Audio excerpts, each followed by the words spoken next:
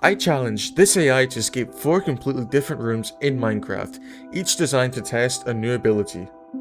Alright, before we start, I just want to clear a few things up. First of all, Lucas isn't following a scripted path, and I'm not controlling him manually.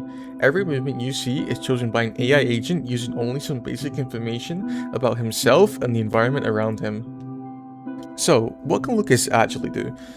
So Lucas has access to most of the same basic actions as a normal Minecraft player.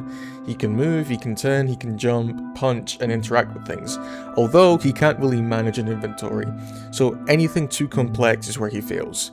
The problem is that he has absolutely no idea how to use any of those actions, so to teach him, we have to train him using something called reinforcement learning.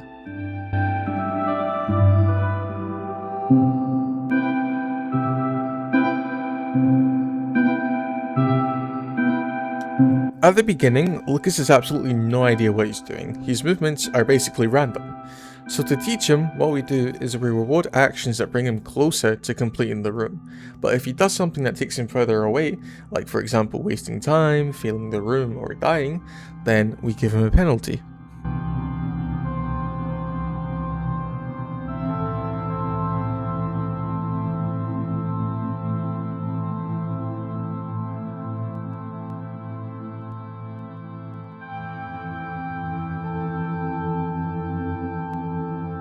After repeating this process thousands of times, Lucas gradually starts to learn which actions give him the highest rewards. So, if one action works, he'll keep doing it again and again, building on it until that entire sequence of actions eventually becomes a working strategy. Alright, 2 minutes in, it's finally time to explain the first room. I apologize. Either way, the premise is really simple, if you didn't catch on. All Lucas needs to do is reach the goal and make it through those doors.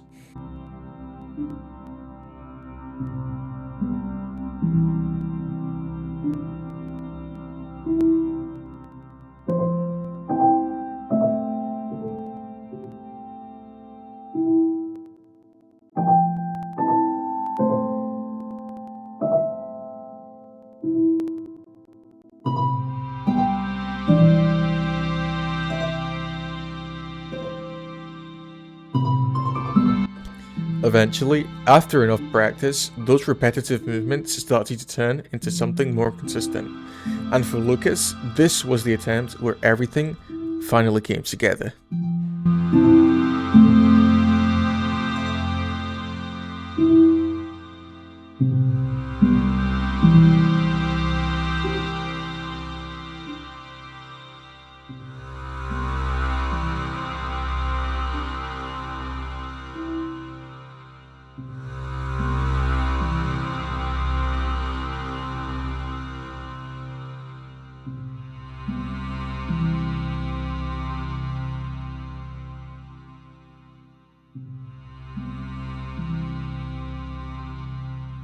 And just like that, Lucas has already cleared the first room after only around 30 minutes of training. But simply reaching an exit is one thing. In this next room, Lucas actually has to interact with the world around him. It's pretty difficult, it's a big step up from the last room, but it's still pretty simple. All he has to do is walk up to the button, press it, and then escape. Room 2 introduces a completely new problem. Instead of simply moving towards a goal, Lucas now has to locate the button, move within range of it, face directly towards it, and then choose to press it.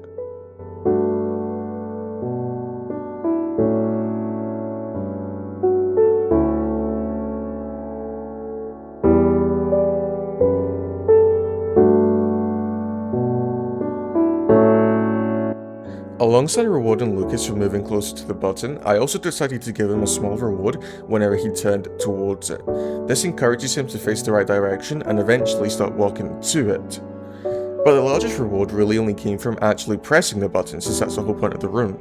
The only problem is that Lucas still has no idea what the button does, or how to press it, so once again, we have to train him.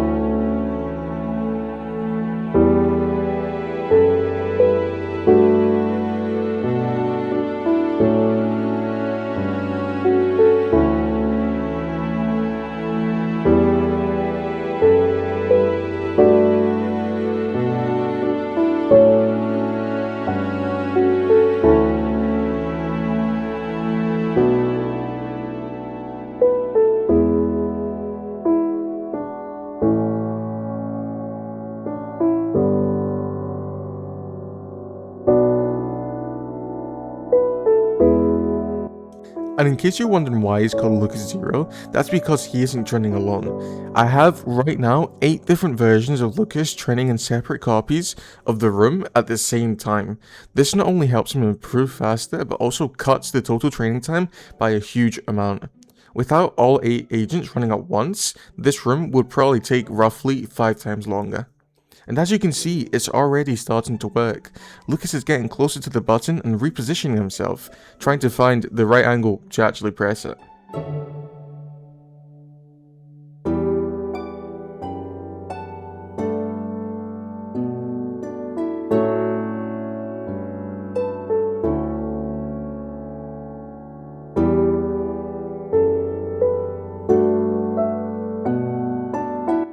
The problem with these kinds of agents is that they don't always produce the results you expect. When you give them a reward for doing something, they'll often find some kind of loophole and do whatever they can to maximize it.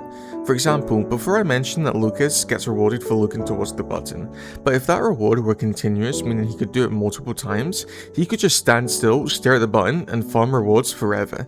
So instead, what you can do is make it a one-time reward. He gets a small reward when he first faces the button, and that helps guide him closer towards eventually reaching it and pressing it.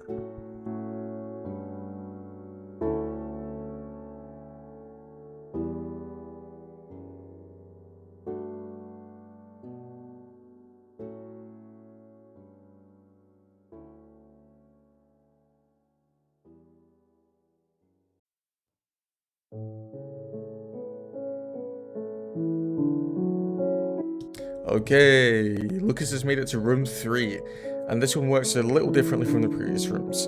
Instead of giving him one fixed objective, I want Lucas to complete a sequence of 4 colors. He has to step on each pressure plate in the correct order, which is green, yellow, red, and then blue. Every time he reaches the correct color, his target changes to the next one in the sequence. So if it's green, it'll change to yellow, for example. So he has to connect several different objectives together and complete them in the correct order in order to escape. Now don't worry, I'm going to get slightly technical here. To make this work, I added something called a sequence index, which keeps track of the color Lucas is currently searching for. As soon as he reaches the correct one, the index moves forward and his target changes to the next color in the sequence. He then basically has to repeat that process until he completes all 4 colors in the correct order. This task is going to take a little longer to learn though, so just bear with me.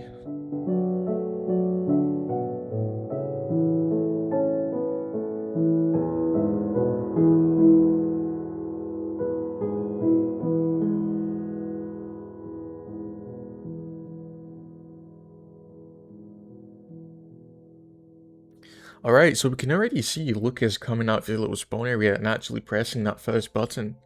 But the problem is, he's going to struggle with the remaining ones, so what we need to do is train him a bit more.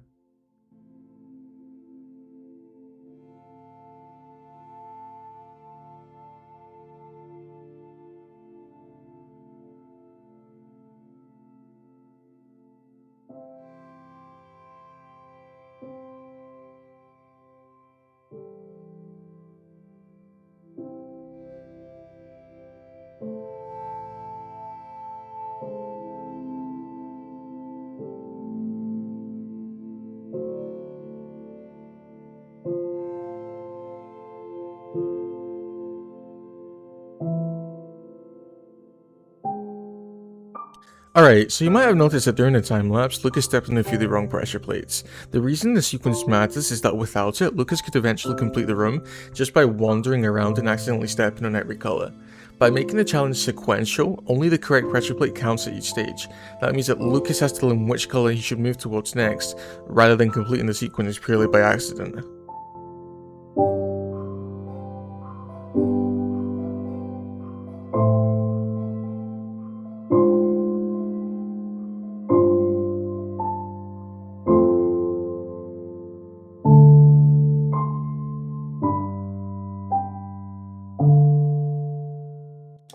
I didn't really get to building a way to the next room, so I guess this will have to do. Okay, and just like that, we're in the fourth and final room, and this time, Lucas isn't just searching for an exit, a button, or a sequence of colors. For the first time, there's something in the room that can actually fight back. To escape, Lucas has to defeat the zombie before the zombie defeats him. That means that now he has to learn an entirely new set of behaviors. He has to approach the zombie, keep it within range, facing the correct direction, and attack at the right moment, all while trying not to get himself killed. The reward system is similar to the previous rooms, but this time there are a lot more things that can go wrong. Lucas receives small rewards for useful actions, such as moving towards a zombie and successfully landing a hit. But if he runs away, wastes too much time, takes damage, or dies, he receives a penalty. And of course, the largest reward only comes from actually defeating the zombie.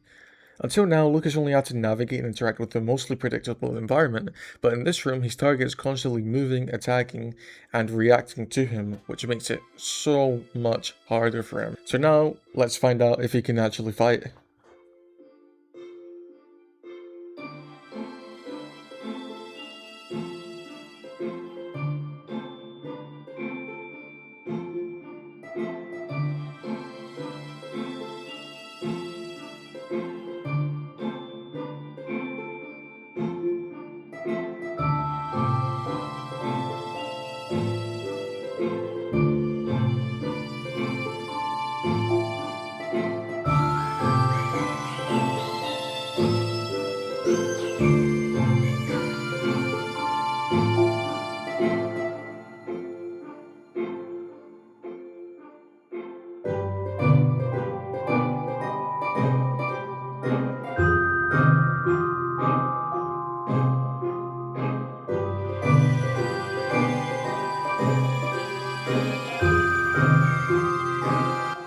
So after a bit more training, Lucas is actually starting to get somewhere. He's hit to the landing more consistently, he's not running away nearly as much, and he's finally beginning to hold his ground. It's still pretty messy, but for once he looks like he actually might have a chance.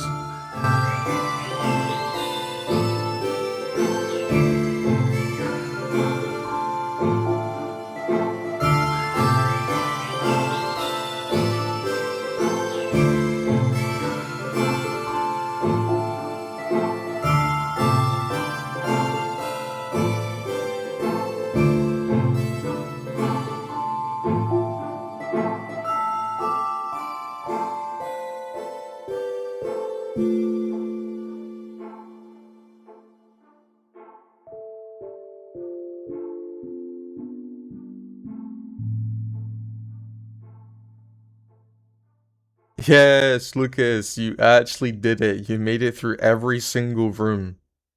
But unfortunately for you, you haven't escaped just yet.